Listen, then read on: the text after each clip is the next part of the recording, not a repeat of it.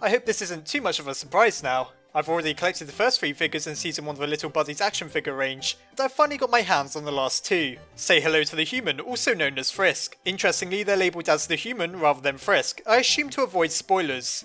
Spoiler warning by the way. Once again, this is a really cool figure. I love how much personality and style they've managed to pack into an inches high statue based originally on some undeniably very basic pixel art. It's immediately identifiable as Frisk, though they're not quite as ugly as they are in game.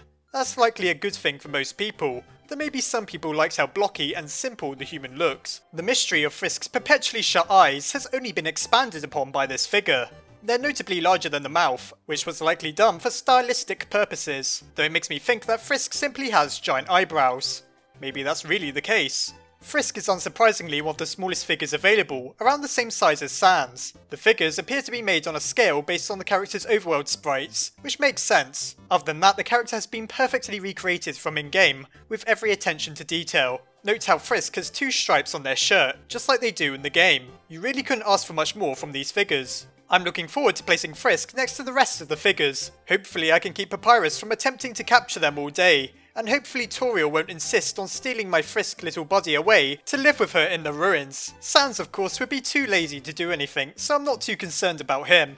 Finally, I have to mention the awesome little extra detail that Frisk is carrying their stick. It's perhaps one of the most iconic items of the pacifist run, as it can be extremely useful in sparing certain canine monsters. If you'd like to get your hands on these little buddies, you can do so from the website Fangamer. I'll include a link in the description. It's $15 per little buddy, or $70 for the whole set. As I've mentioned before, I highly recommend the little buddies to any Undertale fan, and this figure certainly doesn't change my recommendation. I hope you found this video useful, or at least entertaining, and I'll see you next time.